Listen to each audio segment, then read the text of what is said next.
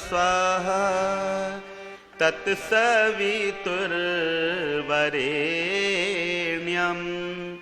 भर्गो देवस्य धीमहि धियो यो नः प्रचोदयात्। तूने हमें उत्पन्न किया, पालन कर रहा है तू, तुझसे ही पाते प्राण हम, दुखियों के कष्ट हरता। तेरा महान तेज है, छाया हुआ सभी स्थान, सृष्टि की वस्तु वस्तु में तू हो रहा है विद्यमान। तेरा ही दर ते ध्यान हम मांगते तेरी दया।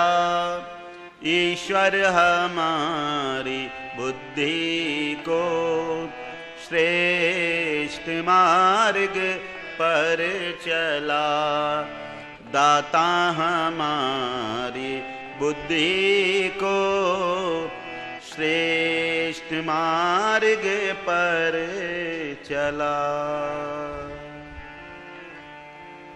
एक भजन मेरे साथ मिलकर बोलेंगे।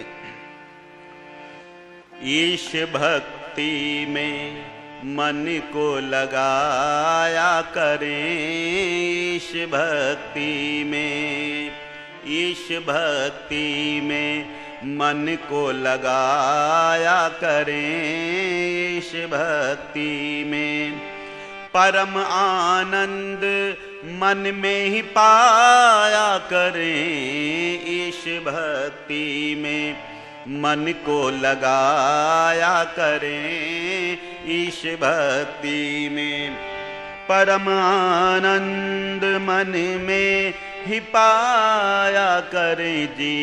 इस भक्ति में मन को लगाया करें। मन है चंचल बड़ा काबू पाता नहीं, मन है चंचल बड़ा काबू पाता नहीं, दास मन को तू जब तक बनाता नहीं, दास मन को तू जब तक बनाता नहीं।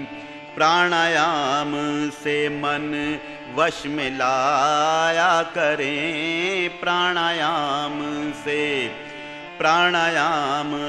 मन वश में लाया करें, प्राणायाम से परम आनंद मन में ही पाया करें जी।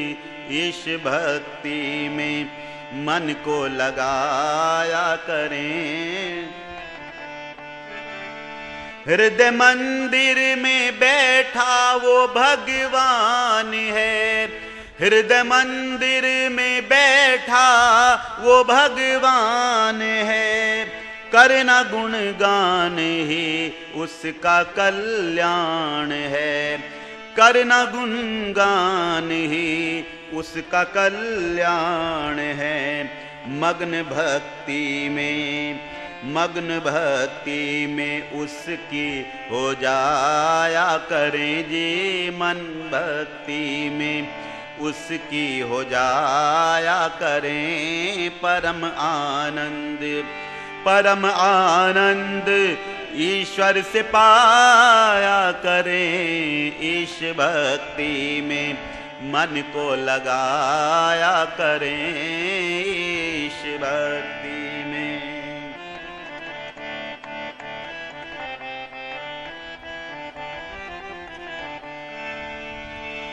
वेद विद्या पढ़े बुद्धि निर्मल बने, वेद विद्या पढ़ें बुद्धि निर्मल बने, वेद अनुसार जीवन ये उज्जवल बने, वेद अनुसार जीवन ये उज्जवल बने।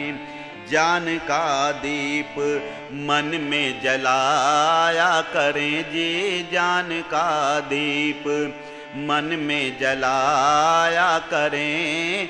परम आनंद ईश्वर से पाया करें जी, ईश भक्ति में मन को लगाया करें। ईश भक्ति में मन को लगाया करें, ईश भक्ति में। बोलिए सच्चिदानंद भगवान की, बोलिए सत्य सनातन वैदिक धर्म की, बोलिए महर्षि स्वामी दयानंद जी महाराज की। उपस्थित पूज्य मातृशक्ति धर्मी सज्जनों, आप लोगों का और हम लोगों का बड़ा सौभाग्य है, हम यहाँ पर प्रतिदिन उपस्थित होते हैं। ये बहुत बड़ी बात है। निश्चित रूप से उस व्यक्ति का कल्याण होता है जो अच्छे मार्ग पर चलता है। भजन की व्याख्या नहीं करूँगा क्योंकि हमारा विषय दूसरा चला हुआ है और चर्चा आपके मध्य चल रही है। अगर व्यक्ति को सुख शांति प्राप्त करनी है तो अपने दुर्व्यसनों को दूर करने का प्रयत्न करें, क्योंकि जिस व्यक्ति के अंदर दुर्व्यसन होते हैं वो सुखी नहीं होता, उसके अंदर सुख शांति नहीं होती। और देखो, दुर्व्यसनी व्यक्ति खुद तो अपनी सुख शांति नष्ट करता ही है, लेकिन दूसरों की सुख शांति भी नष्ट कर देता है। खुद तो दुखी रहता ही है, लेकिन दूसरों को भी दुखी करता है। अच्छा, जिसके परिवार में दुर्व्यसनी व्यक्ति है, क्या उसके परिवार वाले सुखी रह सकते हैं? दुर्व्यसनी व्यक्ति के परिवार वाले सुखी नहीं रह सकते, क्योंकि वो उनका भी जीवन नरक बनाने में लगा हुआ। अपना जीवन तो नरक बना ही रखा है, लेकिन परिवार का भी जीवन नरक बना रखा है। और मैंने कल भी चर्चा की थी, अनेक लोग ऐसे हैं जो अपने आप तो दुर्व्यसनों में फंसे हुए हैं, दुख उठा रहे हैं, लेकिन परिवार वाले लोगों को भी परेशान कर रखा है। रोग अनेक उत्पन्न हो जाते हैं अंदर, और जब रोग हो जाते हैं तो दुखी होता है, और जिसके घर में दुखी व्यक्ति होता है, ध्यान रखना, उसे कभी भी सुख प्राप्त नहीं होता। वो बेचारा वैसे ही दुखी होता रहता है। कभी इस डॉक्टर के पास ले जाता है, कभी उस डॉक्टर के पास ले जाता है, कभी ये औषधि देता है, कभी ये औषधि देता है। उसका सुख चैन तो जाता ही है, लेकिन उससे ज्यादा जो बेचारा दिखाने में इधर उधर लगा रहता है, उसका जाता है। इसलिए कहा है, तुम इन दुर्व्यसनों से बचने का प्रयत्न करो। जब तुम इन दुर्व्यसनों से बचने का प्रयत्न करोगे, इन्हें दूर कर दोगे, तो तुम खुद भी सुखी हो जाओगे और दूसरे भी सुखी हो जाएंगे। संबंधियों तक को दुखी करता है एक दुर्व्यसनी व्यक्ति। अच्छा, आपके परिवार में कोई व्यक्ति दुर्व्यसनी हो और वो दुखी हो, हॉस्पिटल में हो, या और कोई उसके पास कष्ट आ गया हो, तो बताओ आप अपना काम छोड़कर जाएंगे या नहीं जाएंगे? जाना पड़ेगा। क्यों जाना पड़ेगा? आप कितना भी चाहें, अरे मूर्ख है वो, उसने अपना जीवन तो नर्क बना ही रखा है, दूसरों को भी परेशान करने में लगा हुआ है। सोच रहे हैं आप, लेकिन सामाजिकता है, जाना पड़ता है। अगर नहीं गए तो लोग क्या कहेंगे, देखो भाई ये नहीं आया। परिवार वाले भी कहेंगे पता चल गया लेकिन नहीं आया, और दूसरे आस पड़ोसी भी कहेंगे भाई उसे खबर नहीं दी तुमने, खबर दी है या नहीं दी है, क्यों नहीं आया है। ये बहुत सारी चर्चाएं होती रहती हैं, और ये व्यक्ति सोच सोच कर खुद भी परेशान करता है, बेचारा अपना काम छोड़ता है और उसके घर पर जाता है। इसलिए कहा है, तुम इन दुर्व्यसनों से बचने का प्रयत्न करो, दुर्गुणों से बचने का प्रयत्न करो। प्रश्न किया, ये हमने जाना है कि दुर्व्यसनों में फंसकर, दुर्गुणों में फंसकर व्यक्ति का जीवन नर्क हो जाता है, लेकिन इन्हें दूर करने का उपाय क्या है? भाई, हमारे अंदर ये चीजें आ गई हैं या पहले से ही विद्यमान हैं, हम दूर करना चाहते हैं तो उसका कोई उपाय तो होगा। तो ऋषियों ने कहा, हां, इन चीजों को दूर करने का उपाय है। तो कहा, व्यक्ति के दुर्गुण दुर्व्यसन कैसे दूर होंगे? अब एक एक चीज को लेकर हम चलेंगे। तो ऋषियों ने समझाने का प्रयत्न किया, देखो, अगर तुम अपने दुर्व्यसनों को, दुर्गुणों को दूर करना चाहते हो तो तुम उत्तम संगति करो, अर्थात अच्छे लोगों का संग करो। जब तुम अच्छे लोगों का संग करोगे तो ध्यान रखना इन दुर्गुण दुर्व्यसनों से बच जाओगे। अर्थात जो चीज हमें लेनी होती है हम उसी के पास में जाते हैं, जैसा हमें बनना होता है वैसे ही व्यक्ति की हम तलाश करते हैं। अच्छा, किसी को डॉक्टर बनना होता है तो वो डॉक्टर की तलाश करता है, मेरे पास आएगा, डॉक्टर के पास जाएगा। अगर उसे डॉक्टर बनना है तो वो मेरे पास में नहीं आएगा, वो डॉक्टर की तलाश करेगा, क्योंकि उसे डॉक्टर बनना है। और मेरे पास आएगा भी तो मैं सिखा नहीं सकता, क्योंकि मैं तो भजन गाने जानता हूं, मैं डॉक्टर थोड़े जानता हूं। ठीक इसी तरह से जिस व्यक्ति को जैसा बनना होता है तो उसके पास जाना होता है। अगर मुझे वकील बनना है तो वकील का सानिध्य प्राप्त करना पड़ेगा। अर्थात चर्चा लंबी है पर आप सूत्र रूप में ही समझे, क्योंकि समय हमारे पास इतना नहीं होता जो विस्तार दिया जाए। पर जैसा व्यक्ति को बनना होता है वैसे ही व्यक्ति के संपर्क में जाना होता है। अच्छे व्यक्ति के जब संपर्क में व्यक्ति जाता है तो ध्यान रखना उसके दुर्गुण दुर्व्यसन दूर होने लगते हैं और वो अच्छा बनने लगता है। देखो, जब व्यक्ति दानी व्यक्ति के पास में जाता है तो उसकी आदत दान देने की पड़ जाती है, उसकी आदत दान देने की हो जाती है, क्योंकि निरंतर वो उस व्यक्ति का सानिध्य कर रहा है। एक व्यक्ति पहली बार आया सत्संग में चर्चा चल रही थी, व्यक्ति को दान देना चाहिए, दान देने से उसका भोग अच्छा होता है। अब अगर इसको लिया जाए तो बहुत समय चाहिए, पर फिर कभी आगे चर्चा आएगी तो करेंगे। तो वहां पर कहा जा रहा था दान से व्यक्ति का भोग अच्छा बनता है, इसलिए दान करना चाहिए। बहुत सारी चर्चाएं जब विद्वानों ने की तो इस व्यक्ति के मन में आया मुझे भी दान देना चाहिए, पर कभी संगति तो की नहीं थी, तो इसलिए प्रवृत्ति इतनी नहीं थी। खैर, जब चर्चा चली तो इसके मन में भी आया मुझे दान देना चाहिए। बस अपनी जेब से 10 का नोट निकाला, 10 का नोट निकाला, हाथ में रखकर बैठ गया। गर्मियों के दिन थे, बैठा बैठा सोच रहा है दूं ना दूं, दूं ना दूं। बहुत देर हो गई तो हाथ खोलकर देखा, पसीना आ गया, नोट भीग चुका था। तो तुरंत देखकर कहता है नोट को, चल जेब में चल, रोना मत, नहीं दूंगा, रख लिया। अर्थात देने की प्रवृत्ति नहीं है तो दान देने का साहस नहीं हो रहा है। आपने भी देखा होगा ऐसा, ये तो उदाहरण है, लेकिन देखा होगा, अनुभव में आई होंगी। जब तक हम किसी चीज को अपने अंदर धीरे धीरे ग्रहण नहीं करते तब तक वो नहीं कर पाते। पर जब व्यक्ति बार बार सुनता है, प्रतिदिन सुनता है, तो फिर 10 रुपए नहीं 10,000 देने के लिए तत्पर हो जाता है। आप देखें, कहीं सत्संग में अगर गए हों, किसी भी सत्संग को ले लीजिए, आप भी 10,000 दे रहे हैं, आप भी 10,000 दे रहे हैं, आप भी दे रहे हैं, तो अगर मेरे अंदर वृत्ति नहीं हो रही ना, पर जब इतने सारे लोग देते हैं तो मैं भी कहता हूं भाई 10,000 रुपये मेरी तरफ से, चाहे फिर बाद में ये सोचना पड़े कि यार बहुत गड़बड़ हुआ है, इतनी सारे नहीं बोल, लेकिन उस समय व्यक्ति बोल देता है। क्यों? क्योंकि वैसी संगति कर रहा होता है। इसलिए कहा है अगर तुम्हें अपने जीवन से ये दुर्गुण निकालने हैं, दुर्व्यसन निकालने हैं, तो वैसे लोगों की संगति करनी पड़ेगी। आइए एक एक चर्चा को करते हैं, कितना आनंद आता है और देखो कैसे जीवन बदलता है। और इतने नाम हैं सज्जनों, माताओं, बहनों, अभी चर्चा करो तो 1 महीना नहीं कई महीने निकल जाएंगे। आपके आशीर्वाद से अध्ययन कर रखा है, विद्वानों के शरण में बैठकर सीख रखा है। अगर इनकी चर्चा करने लग जाएं, कितने लोग हुए हैं जिनका जीवन बदला है अच्छे लोगों के संपर्क में आने से, बुरे लोगों का, उनके दुर्गुण दुर्व्यसन छूट गए हैं। आप देखें तो सही, आपने एक घटना और भी सुनी कि कितना जीवन बदलता है अच्छे व्यक्ति के पास में आने से। एक व्यक्ति वकील थे, वो रिश्वत लिया करते थे, नाम याद नहीं आ रहा है मेरा, बता दूंगा, वैसे सुनी होगी आपने घटना। तो पटवारी थे, पटवारी, वो वहां पर रिश्वत लिया करते थे। लेकिन जब एक अच्छे व्यक्ति के संपर्क में आए, आर्य उपदेशक के संपर्क में आए, तो चर्चा कर रहे थे जो व्यक्ति बुरा कार्य करता है तो उसका फल उसे भोगना पड़ता है। रिश्वत की चर्चा वहां पर चल रही थी और दुर्गुणों की चर्चा वहां पर चल रही थी। उस व्यक्ति ने, सज्जनों, सुना इस बात को, तो उस पटवारी ने निर्णय किया, हरियाणा का था, कि अब मैं रिश्वत नहीं लूंगा, रिश्वत लूंगा, रिश्वत नहीं लूंगा। लोग उसके पास में आते थे, कहते थे इतने पैसे ले लो, हमारा काम कर दो। तो ये व्यक्ति कहता था मैंने रिश्वत लेनी छोड़ दी। लोगों को ऐसा लगता था कि थोड़े में काम नहीं चल रहा है, और ज्यादा देने पड़ेंगे, क्योंकि कल मैंने उसकी चर्चा की थी ना, उल्टा समझते हैं लोग। सोचा थोड़े में इसका काम नहीं चल रहा, और देने पड़ेंगे, पर कहते जी और ले लेना, मना कर देते थे। रिश्वत नहीं ली सज्जनों, और देखिए कितना परिवर्तन आया। जो रिश्वत ली थी ना, घर जा जाकर लौटाई। घर जा जाकर लौटाई वो रिश्वत उन्होंने। भाई मैं ये रिश्वत नहीं लूंगा। पूछा लोगों से, अपने रजिस्टर को देखा, किस किस से मैंने कार्य किया है, किस किस का, और किस किस से रिश्वत ली है।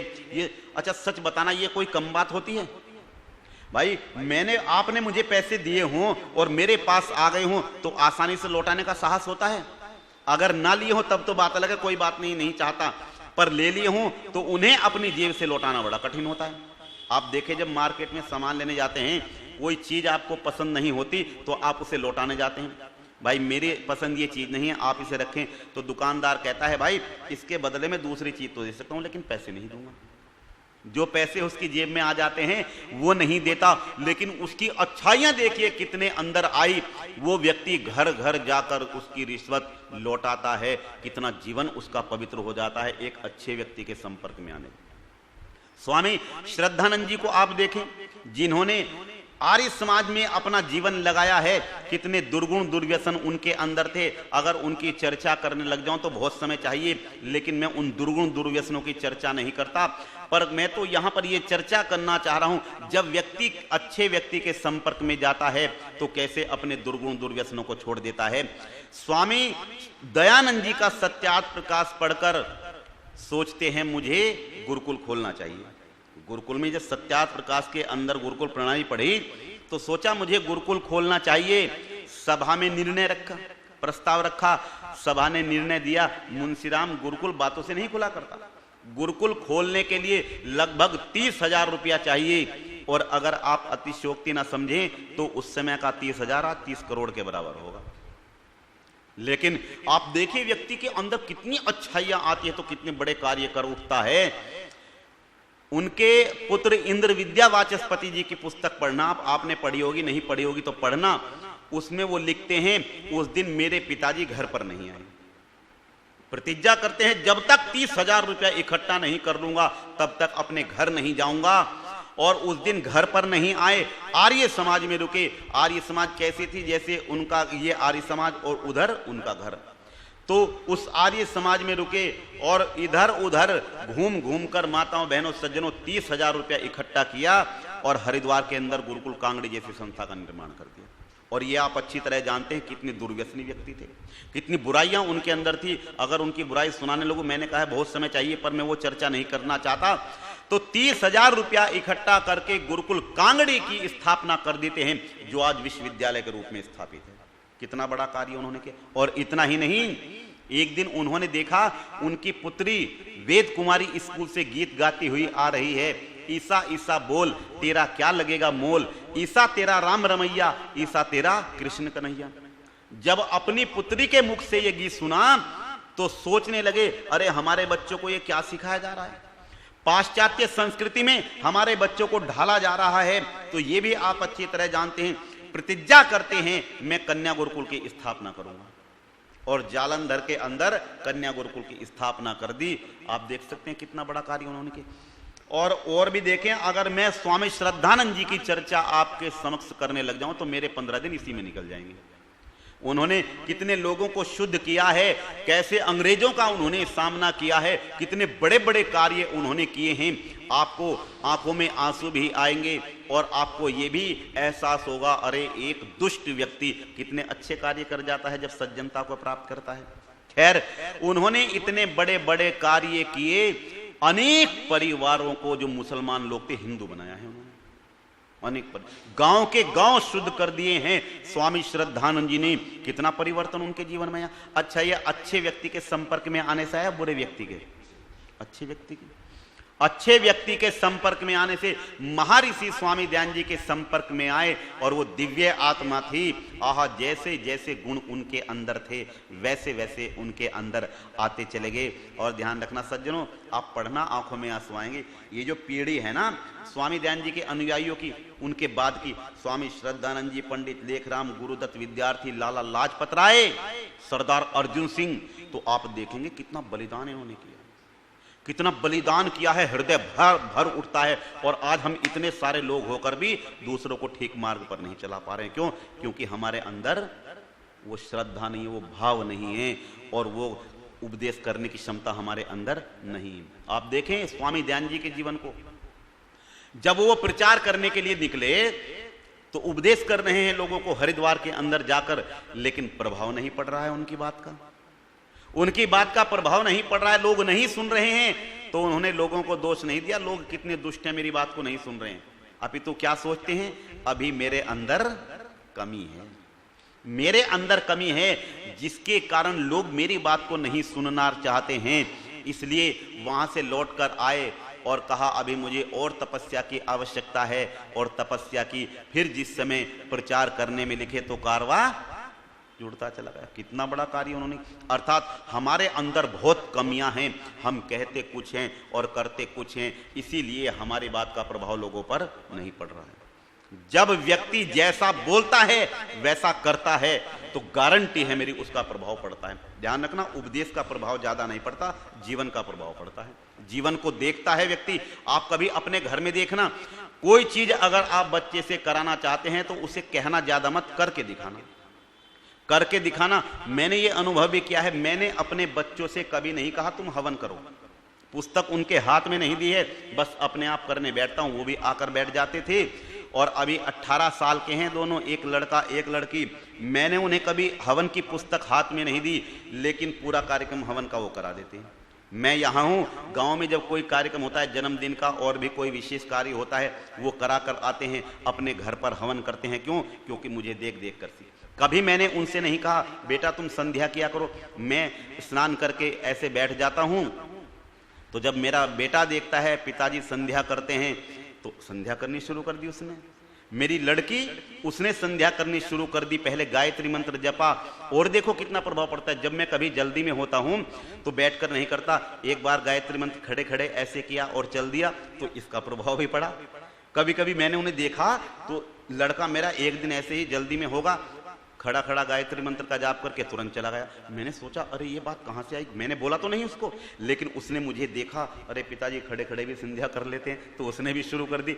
फिर मैंने उसे समझाया बेटा ये मजबूरी की चीज है, अन्यथा बैठकर ही करनी चाहिए। इससे पता चलता है व्यक्ति अगर अपने बच्चों को कार्य कराना चाहता है तो कहना छोड़े, करना शुरू करे, फिर देखना कैसे। क्योंकि बच्चा वही कार्य करता है जो देखता है। आप देखें जिसके घर में सत्संग होता है, संध्या होती है, भजन होता है, उसके बच्चे भजन गाना, भजन हवन करना सीख जाते हैं। मेरे बच्चे को कभी हारमोनियम नहीं सिखाया, मेरी बच्ची भी बजा लेती है, लड़का भी बजा लेता है। वो देखते हैं घर में रखा रहता है, गीत निकालते हैं। एक दिन मुझसे कहने लगे एक व्यक्ति, ये लड़की भी जानती है तुम्हारी? मैंने कहा भाई मैंने तो कभी कहा नहीं। खैर उसने कहा इसका भजन सुनवा, मेरे गुरुजी आए हुए थे जो संगीत सीखता हूँ जिनसे, तो एक भजन उसने सुना दिया। मैंने देखा अरे इसकी आवाज मिलती है बाजे में। मैंने एक दिन उसको एक गीत बताया, एक बार बताया था, और उसने वो तुरंत निकाल के दिखा दिया आधे घंटे में। अर्थात जो कोई कार्य घर में होता है ना, उसके संस्कार पड़ते हैं। जब मैं गुनगुनाता हूं घर में, वो स्वर उनके दिमाग में बैठ जाते हैं। तो इसलिए कहा है अगर तुम अपने बच्चों को उस स्थिति में लाना चाहते हो तो उनके आगे आगे वो कार्य करना शुरू कर दो, वैसा ही हो जाएंगे। पर क्या करें, हम चिल्लाते तो बहुत है, मेरे बच्चे ये नहीं करते, ये किया करो, वो किया करो, और करते हैं नहीं। अरे तुम खुद नहीं करते तो बच्चा कैसे करेगा? आप देखें जो व्यक्ति बीड़ी पीता है उसके बच्चे बीड़ी पीने सीख जाते हैं, सिगरेट पीना सीख जाते हैं, शराब पीनी सीख जाते हैं, क्योंकि घर में वैसा ही होता है। और बहुत गहरी बात कह रहा हूं, ध्यान से सुनना, आप लोग अनुभवी बैठे हैं। दुर्व्यसनी व्यक्ति के घर में अगर कोई अच्छी संतान उत्पन्न हो गई है तो ये बहुत बड़े पुण्य कर्मों का फल है। गहराई से देखना इस बात में। अगर दुष्ट व्यक्ति के घर में कोई दिव्य आत्मा, अच्छा व्यक्ति उत्पन्न हो गया है तो ये कोई उसका बहुत बड़ा प्रारब्ध है जो अच्छी आत्मा आ गई है और उसका कल्याण कर दिया है। हमने देखा है कभी कभी औलाद भी बाप को सुधार देती है। बाप बिगड़ा हुआ होता है लेकिन बच्चे उसे सुधार देते हैं। और एक बात और ध्यान से सुनना, जिस बाप को बच्चे सुधारते हैं, अर्थात जो पुत्र के नाम से जाना जाता है, वो व्यक्ति भी बहुत बड़ा सौभाग्यशाली होता है। जो पिता पुत्र के नाम से जाना जाता है वो बाप बड़ा सौभाग्यशाली होता है। जो पुत्र बाप के नाम से जाना जाता है वो सौभाग्यशाली नहीं होता। अच्छा एक बात बताना, जब हम कहेंगे देखो जी, मान लो आर्य जी बैठे हैं, आप बैठे हैं, देखो ये उनके पिताजी हैं, गहरी बात है, ध्यान से सुनना। हम, आपका क्या नाम है जी? त्रिलोक जी। हम कहें जी ये त्रिलोक चंद जी उसके पुत्र हैं, उसके पिताजी हैं। अर्थात इनके बेटे का नाम लें, उनके पिताजी हैं, तो सच बताना आपको प्रसन्नता होगी या नहीं होगी? और अगर मैं कहूं ये इनका बेटा है, इतनी प्रसन्नता आपको तब नहीं होगी जब आपकी प्रसन्नता हम आपके पुत्र के नाम से कहेंगे इतनी होगी। तो ध्यान रखना, जो पिता पुत्र के नाम से जाना जाता है वो बड़ा सौभाग्यशाली होता है, उसने बहुत पुण्य कर्म किए हैं। इसलिए कहा है वो व्यक्ति बड़ा धर्मात्मा होता है, सौभाग्यशाली होता है जिस व्यक्ति को उसकी औलाद सुधार देती है। पर यह तो बहुत ऊंची बात है, सामान्य बात नहीं है, पर हम तो आपके मध्य चर्चा कर रहे हैं। अगर व्यक्ति को अपने बच्चों को वैसा बनाना है तो उसके सामने वैसा कार्य करना शुरू करे। गीत याद आ रहा है, सुने आप, फिर चर्चा आगे करेंगे। ये आपके छोटे बच्चे, बड़े ध्यान से सुनना, व्याख्या नहीं करूंगा।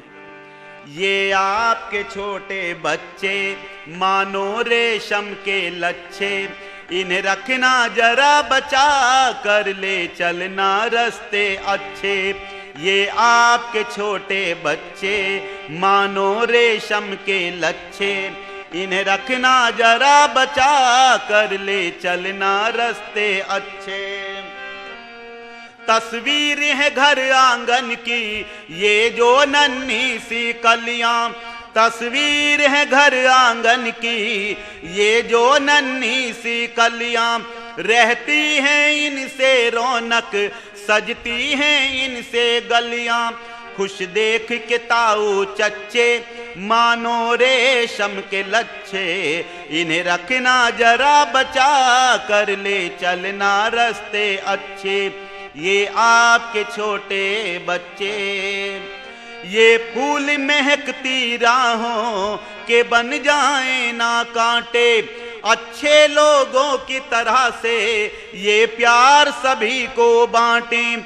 रहे बन करने को सच्चे मानो रेशम के लच्छे, इन्हें रखना जरा बचा कर, ले चलना रास्ते अच्छे। ये आपके छोटे बच्चे, ये आपके छोटे बच्चे मानो रेशम के लच्छे, और इन्हें रखना जरा बचाकर, ले चलना रास्ते अच्छे। और बच्चों को अच्छे मार्ग पर ले जाने का कार्य किसका है? बड़ों का है। अगर हमारे बच्चे ध्यान रखना अच्छे हो गए तो हमें आनंद आएगा, और अगर हमारे बच्चे अच्छे नहीं हैं, कितनी भी सुख सुविधा आपने इकट्ठी करनी हो, सुख नहीं मिल सकता आपको, आनंद नहीं प्राप्त कर सकते आप। और बच्चे कैसे अच्छे बनाए जाते हैं और कितना सुख शांति हमें उनसे मिलती है, और अच्छे बच्चों का क्या प्रभाव होता है, बुरे बच्चों का क्या प्रभाव होता है, ये चर्चा हम आपके मध्य कल करेंगे। पर मेरा निवेदन है, देखो अगर हमें सुख प्राप्त करना है तो आप यहाँ पर ये बातें सुनते हैं, थोड़ी बहुत बैठकर बच्चों में भी इसकी चर्चा किया करें, क्योंकि यहाँ पर नहीं आ पाते हैं बच्चे तो अपने घर पर भी हम सत्संग कर लिया करें। आप पुराने लोगों को देखें, शाम को घर पर बैठते थे और भगवान का भजन गाते थे, सब आओ भाई बैठो, और प्रार्थना अच्छे अच्छे किया करते थे। शरण प्रभु की आओ रे यही समय है प्यारे, आपके यहीं पर देखे हैं मैंने चीज, जब पहले आया करते थे गुरुजी के साथ हम बैठकर परिवार के लोग गाया करते थे।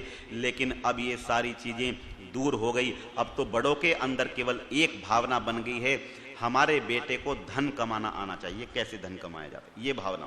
पढ़ाई भी इसीलिए हो रही है श्रीमान जी, पढ़ाई भी बच्चों की इसीलिए कराई जा रही है, और बच्चा भी इसीलिए कर रहा है, मेरी बढ़िया सी नौकरी लग जाए, बढ़िया सा बिजनेसमैन बन जाऊं, इसके अलावा दूसरी कोई सोच व्यक्ति की नहीं रह गई है। पर ध्यान रखना, आपने व्यापार तो सिखाया बच्चे को, लेकिन व्यवहार नहीं सिखाया तो कुछ नहीं मिलने वाला। धन बहुत है लेकिन आपके बच्चे को व्यवहार नहीं आता है तो आप सिर पटक पटक कर रोएंगे, कुछ नहीं कर सकते इसके अलावा। हमने देखा है कितना गंदा व्यवहार हो गया। अरे बेटे को ये नहीं पता बाप के सामने कैसे बैठना चाहिए, जूते सीधे कर देता है। आता है, हमने परिवारों में जब भोजन करने जाते हैं तो बैठे रहते हैं हम, बच्चा स्कूल से आता है, मेज पड़ी हुई होती है, पिताजी और हम सामने बैठे हैं, तो बस ऐसे पैर सीधा कर देता है, जूते पहन रखे हैं और ऐसे पैर सीधा कर देता है। ये सभ्यता है? ये सभ्यता नहीं है। पर उसमें उनका दोष नहीं है, हमारा दोष है। हमने व्यापार तो सिखाया लेकिन व्यवहार नहीं सिखाया। पर अपने बच्चों को व्यापार के साथ साथ व्यवहार भी सिखाओगे तो अलग ही आनंद आएगा। और कैसे कैसे ये होता है इसकी चर्चा कल आपके मध्य करेंगे। आइए मिलकर शांति पाठ करें। ओम द्यौ शांतिरंतरिक्षम शांति पृथ्वी शांतिरापः शांतिरोषधयः शांति वनस्पतयः शांतिर्विश्वे देवा शांतिर्ब्रह्म शांति सर्वं शांति शांतिरेव शांति सामा शांतिरेधि। ओम शांति शांति शांति। बोलो सत्य सनातन वैदिक धर्म की, वेद की ज्योति, ओम का झंडा, आर्य समाज, प्रणव ध्वनि। ओ